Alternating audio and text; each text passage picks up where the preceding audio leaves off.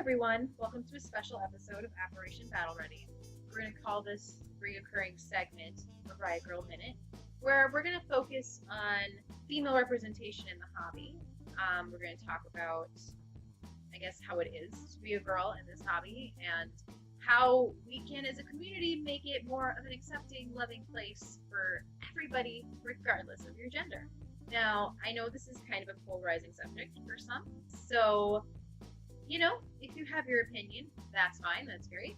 You have yours, I have mine. Let's try to keep things civil and respectful because we don't need any harassment of any kind anywhere. It's just not cool. Now, in this episode specifically, we're going to focus on female representation in the hobby as far as models go, especially as of late with Games Workshop coming out with female Space Marines. This has been a very big subject online, and I guess kind of controversial in a way for some weird reason. Kind of want to dive into it a little bit. Being a woman, I think that probably our opinion on the subject of female representation is kind of the only one that matters. When it comes to female issues, women's opinion are kind of, it's about us. We kind of know what we're talking about. We don't need guys telling us how we should feel or how we need to be feeling. As a whole, female representation is, as far as of now, I could say is pretty good. I've only been in wargaming for about 4 years now, so I'm kind of a noob, but at least as far as I can tell, there is plenty of options in a lot of different gaming systems that have female representation, like a lot of it, and it's something that's been increasing and growing, and more companies are doing more of it. We see that now with Games Workshop doing female Space Marines. So they know there's a demand for it, obviously, otherwise they wouldn't be doing it. It's not like these are models being made for no reason. I myself have said many times I would absolutely play Space Marines if they did female Space Marines. I like playing with models that I can associate with, that I can picture myself as. Can't really do that with a big old dude. Some games are, I don't want to say better at representing women, but some people don't like how sexualized some models can be. Just amongst culture as a whole, we know that we love to sexualize women's bodies. Being a feminist and, having the nickname Riotgrrl, I do culturally take that pretty seriously. Google it. We're not going to go into the feminist history lesson today. In my opinion, I believe that if a woman wants to be fully bodysuit armored up, head to toe, that's fantastic. Good on her. If she wants to be out in her bra and panties with a gun, good for her. Good on her. I don't believe that in any way that a female model may be sculpted is necessarily sexist, because I do find empowerment in female sexuality. I don't see a problem. Now, and there are plenty of women that I know that don't necessarily like it when it's so blatant, and that's fine.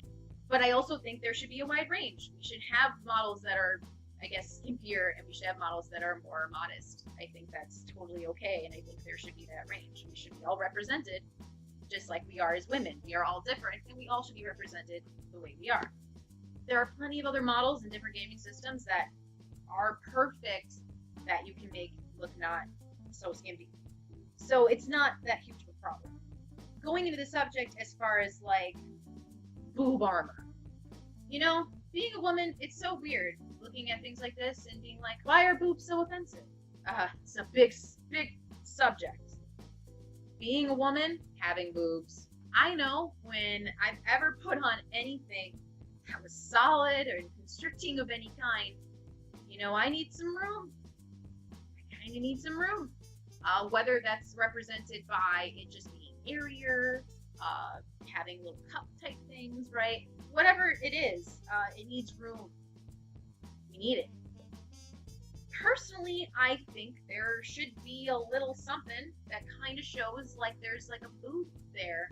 A lot of people always picture like the crazy looking like boob armor like you see in corsets, and like, no, it doesn't have to be so ridiculous. More than it can just be a little slope of some kind, just showing that there's a space there for it. I don't want to say it's a cop-out for actually creating a female model, but when you are telling me that the only way I'm going to actually tell that my model is a woman is if she's just not wearing a helmet.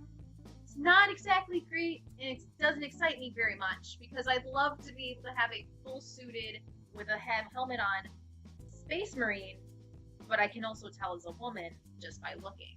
And currently, as we're being explained, that's not necessarily going to be the case. I just wish there was a little bit more something where I could tell it was a woman without her just not having a helmet on. But as you see, I have my opinion. I'm not fuming upset about this. I just wish that there was a little bit more femininity in it. There is so much hostility online right now and just harassment going around that just isn't really necessary. We women who play these games want female representation. We want to see models that can be us on the battlefield.